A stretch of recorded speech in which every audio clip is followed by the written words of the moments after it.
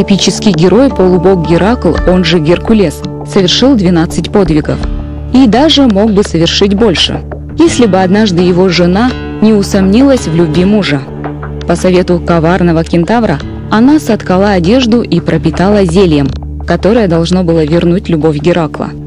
Герой, обрадовавшись обновкам, тут же примерил их. Как только он показался на солнце в этой одежде, его кожа покрылась язвами и волдырями и начала слезать. Одежду, пропитанную зельем, нельзя было держать на солнце. Геркулес умер в страшных мучениях. Но какое отношение имеет герой древнегреческих мифов к коми-краю? Действие зелья кентавра очень напоминает действие сока борщевика. Недаром на латыни борщевик называют Гераклиум.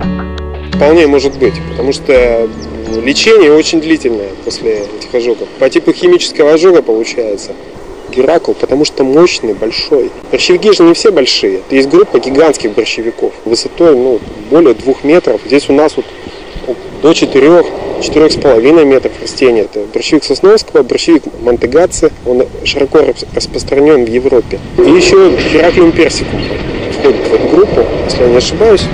Значит, вот это гигантские борщевики. Свое латинское название борщевик получил от древнегреческого героя Геракла за гигантский размер и быстрый рост побегов. Борщевик Сосновского назван в честь исследователя флоры Кавказа Дмитрия Ивановича Сосновского.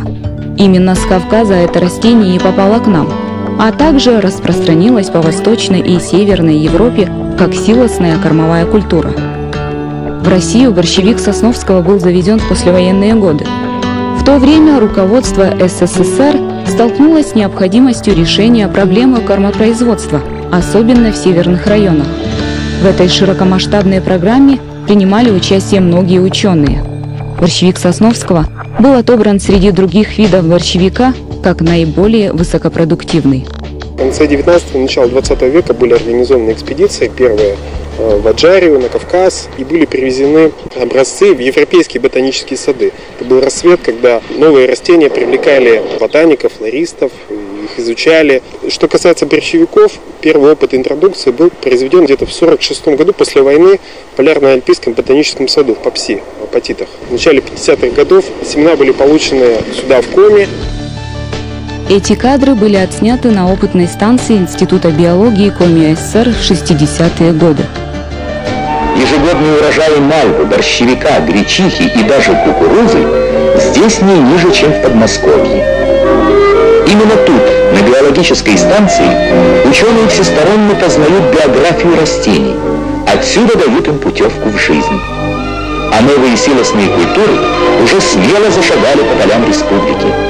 В нынешнем году только в одном совхозе Сысольской ими намечено засеять около 4000 гектаров.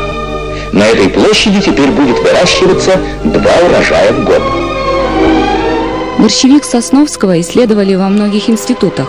В Ереване, Киеве, Нарьян-Маре, Москве, Санкт-Петербурге, Коми СССР и в других областях. В результате исследований было доказано, что нечерноземная и черноземная зоны нашей страны идеально подходят этой культуре. И снова раздумья.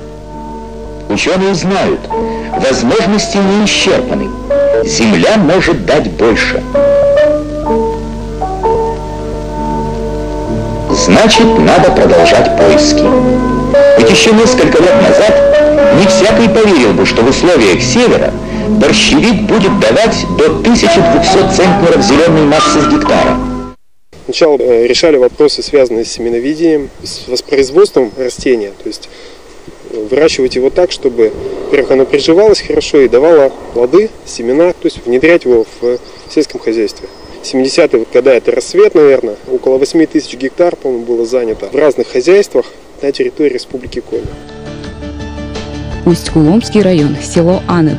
Здесь, как и во многих районах нашей республики, борщевик Сосновского захватил огромные территории.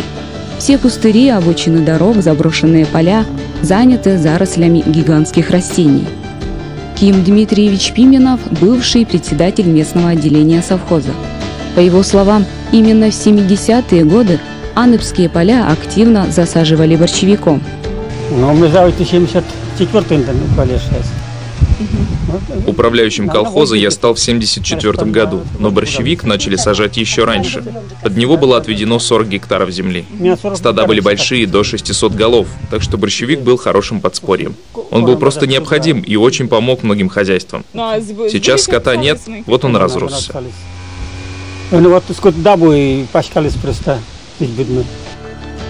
К посадке борщевика привлекали не только работников совхозов. В этом важном деле заняты были все, от мала до велика. Александра Васильевна, учитель истории, тоже активно участвовала в этом ответственном деле. Школу в селе Аныб давно уже закрыли. Тропинка к ней заросла тем самым борщевиком, который лет 40 назад сажали на совхозных полях местные школьники. Помню, целыми днями в поле борщевик сажали. Дети сначала добросовестно работали, в лунку по несколько семечек бросали. Потом им надоело, устали. Говорят, давайте лучше посеем семена, все равно же вырастет. Вы что, нельзя, тогда разве за ними уследишь? И действительно, вон как разросся. Смотрите, что в школьном дворе у нас творится. Сажали семена, как картошку, на гребень. А теперь вся деревня в борщевике. Мы, конечно, не рады этому, но тогда борщевик сажали из лучших побуждений. Это хороший корм для скота. Всего в нескольких километрах от села находится деревня Малый Аныб. Здесь в свое время тоже работало отделение совхоза. Но в отличие от села, в деревне нет растений-гигантов. Борщевик нужен для силоса, а у нас не было силосных ям, одни поля, и борщевик здесь не сажали. По тем временам это был минус, а по нынешним получается плюс. Иногда растения к нам и с мусором попадают, но мы их сразу ликвидируем. Полеводы севера воочию убедились, какие заманчивые перспективы сулят новые сорта силосных культур. Стоит дать им зеленую улицу. Морозоустойчивые, богатые белком, они к тому же весьма дешевы. 1 центнер силосной массы из борщевика, мальвы, гречихи и других растений, выращиваемых на биологической станции, обходится в 33-36 копеек. Возделывание этих культур в совхозах и колхозах северо-западных областей Российской Федерации создаст прочную кормовую базу для животноводства. Жирность молока в опытном стаде филиала самая высокая в Коми Республике.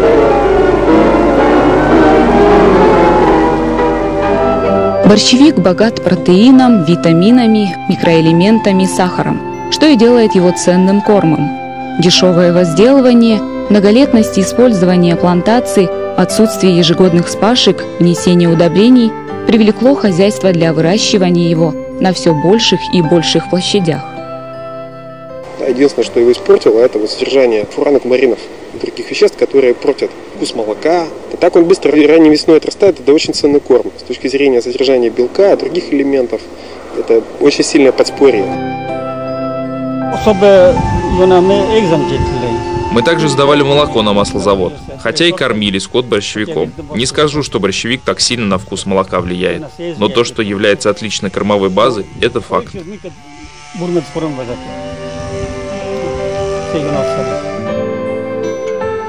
Во многих видах этого растения, в борщевике сосновского в том числе, в период вегетации накапливаются фуранокумарины – биологически активные вещества, которые повышают чувствительность кожи к действию ультрафиолета. Попавший на кожу сок под влиянием солнечного света способен усиливать пигментацию, привести к солнечным ожогам. Установлено, что сок может вызывать мутагенный эффект – нарушение структуры хромосом. Он угнетает деление клеток. По поводу динамики накопления кумаринов, практически когда листья уже сейчас они уже опасны. И ожоги можно получить. И вплоть до осеннего периода, когда растения еще зеленые, не увядает, это действительно представляет опасность для здоровья человека. Если, конечно, он до него дотронется и будет солнце. Я читал о таких прецедентах, когда даже одежда стиранная, после контакта с борщевиком, ее одевали и тоже получали ожоги. Сохранность может быть довольно длительная у кумаринов. В советские годы были организованы работы по селекционному улучшению борщевика. Выведены сорта с низким содержанием кумарина. В Институте биологии Коми АСР был создан сорт «Северянин». Но новые сорта не были широко внедрены в хозяйство. так как СССР перестал существовать. Совхозы развалились, поля забросили и перестали собирать семена. Растение-агрессор стало распространяться быстрыми темпами и занимать все свободные места. Сколько гектаров земли сегодня в республике заняты борщевиком, никто не знает. Исследования не проводились. Эти семена были стратифицированы искусственно в холодовой камере, и поэтому они прорастают только сейчас. Вот в таком состоянии растения находятся уже под снегом, они уже прорастают.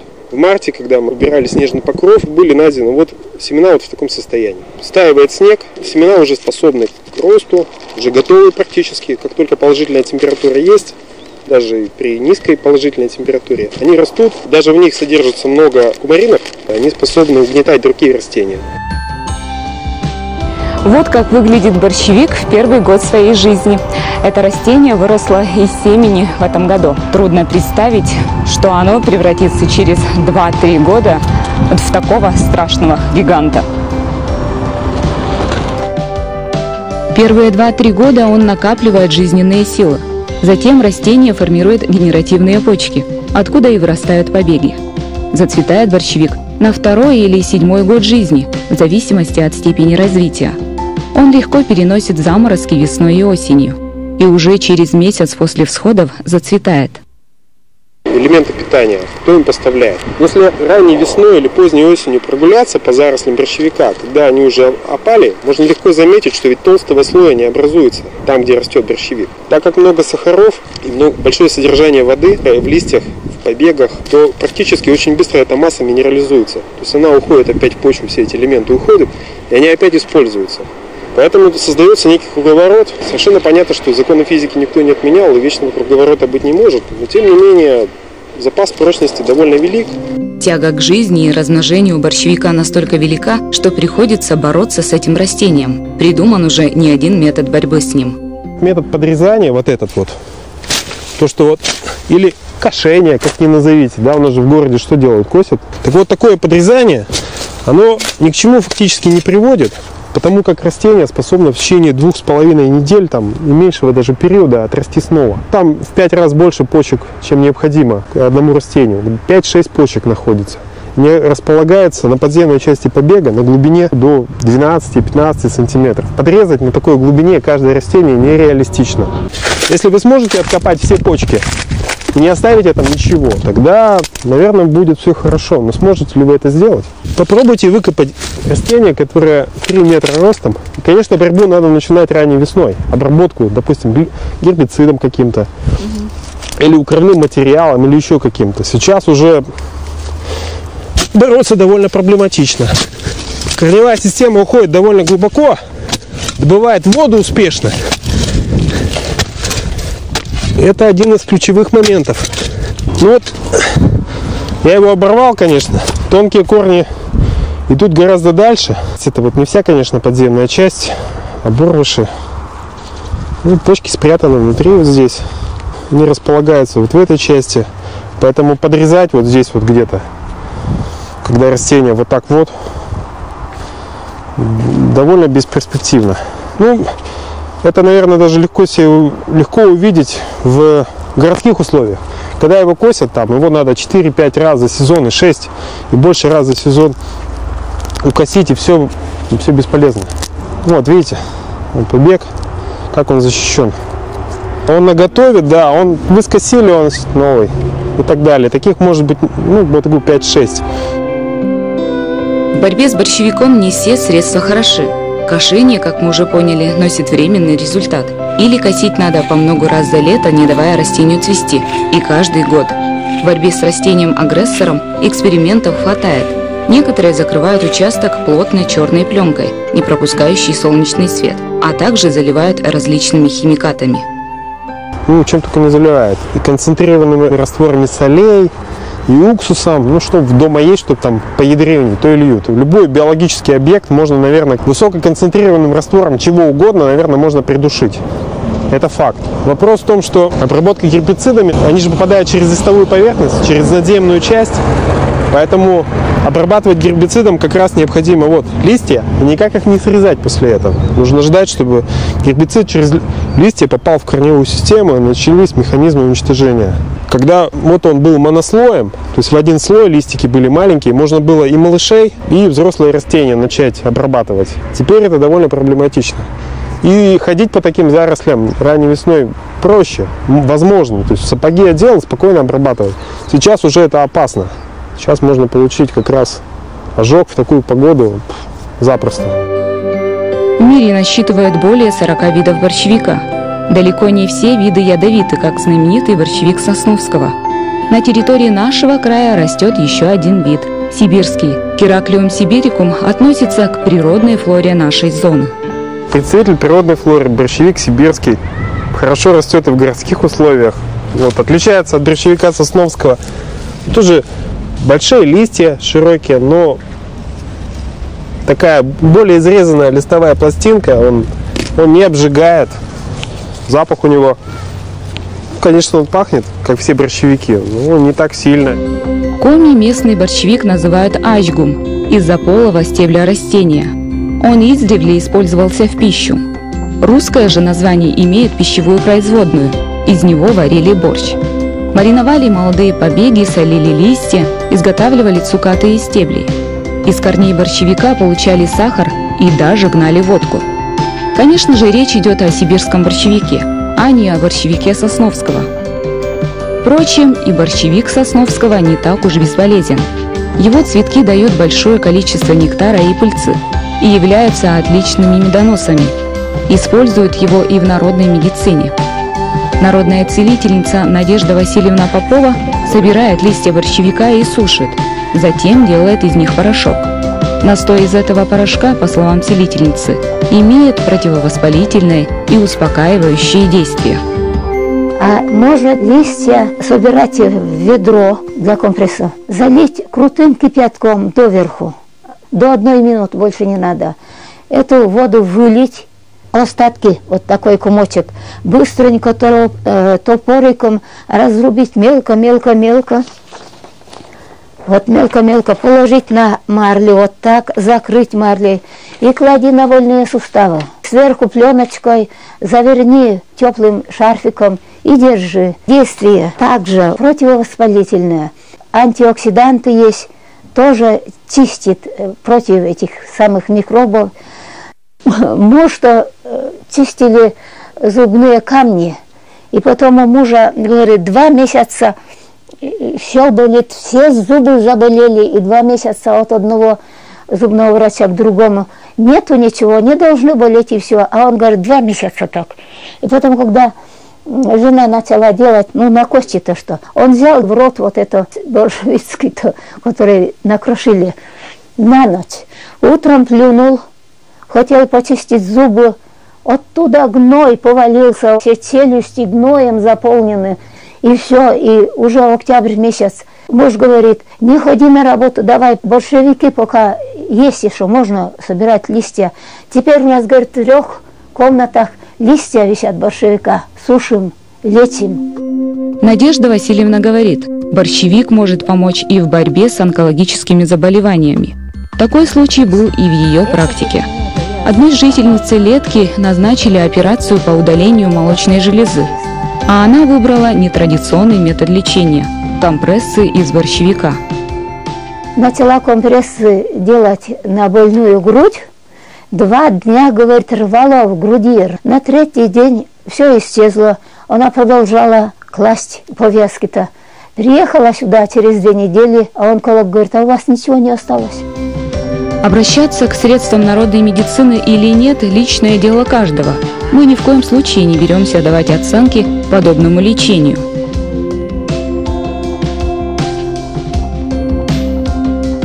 Наступила осень, ударили первые морозы, а значит, пришла пора собирать борщевик. А для чего он нам нужен, вы сейчас и узнаете. Борщевик собирать лучше всего поздней осенью, когда из растения уходит сок, и оно становится безопасным. Вероятность получить ожог от сухого растения сводится к 0.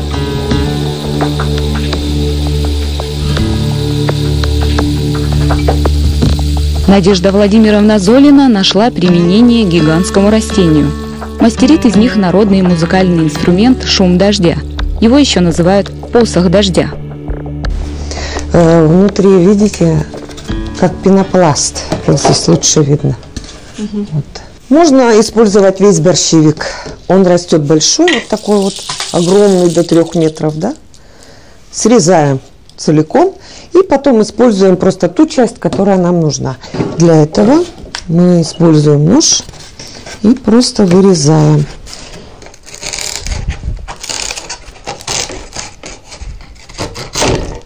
Теперь чистим вот эту часть, счищаем. Всю эту пленочку грязную, черную мы снимем. Получается у нас гладкая вот такая вот труба. Затем делаем такую винтовую лестницу. Мы привяжем вот такую вот бечевочку и просто-напросто сделаем меточку такую. Вот таким вот образом. Получается метка. И затем вдоль этой меточки мы втыкаем зубочистки. Вот такими садовыми ножницами обрезаем. И чтобы не торчало здесь, дотыкаем.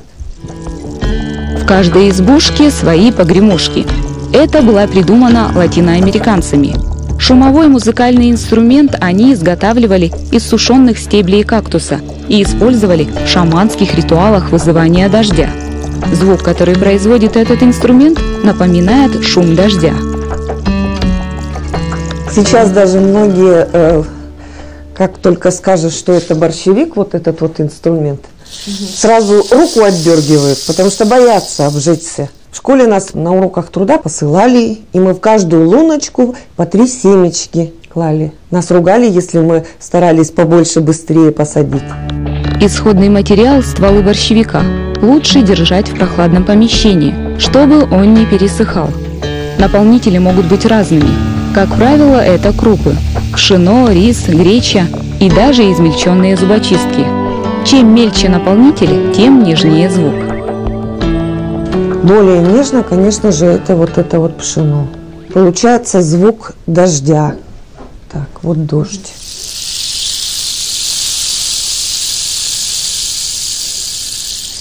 Если мы засыпем рис, то звук будет гораздо звонче. Но еще и зависит от длины и от диаметра этой трубы.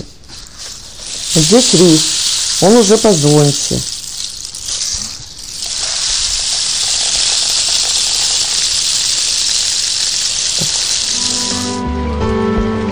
Природные звуки, шум дождя в том числе, по мнению некоторых психологов, действует успокаивающе на нервную систему, а процесс изготовления инструмента еще и развивает творческие способности. У меня, конечно, как и у всех, бывает плохое настроение. И вот тогда, когда меня кто-то разозлит сильно, я берусь и делаю, вот, начинаю чистить. И пока я чищу, вся, как говорится, моя злость проходит. Как говорится, с паршивой овцы хоть шерсть и клок. Проблема борщевика, по мнению ученых, это прежде всего проблема заброшенности сельхозугодий. И сегодня борщевик можно применять в сельском хозяйстве. Например, заготавливать корм для недойных стад. Остается вопрос, где взять эти стада? Однозначно, что борщевик Сосновского – неоднозначное растение. И говорить сегодня о его пользе или вреде уже поздно. Махина запущена. Процесс не повернуть вспять. Нам только остается найти способ сосуществования со жгучим растением-мигрантом с Кавказа.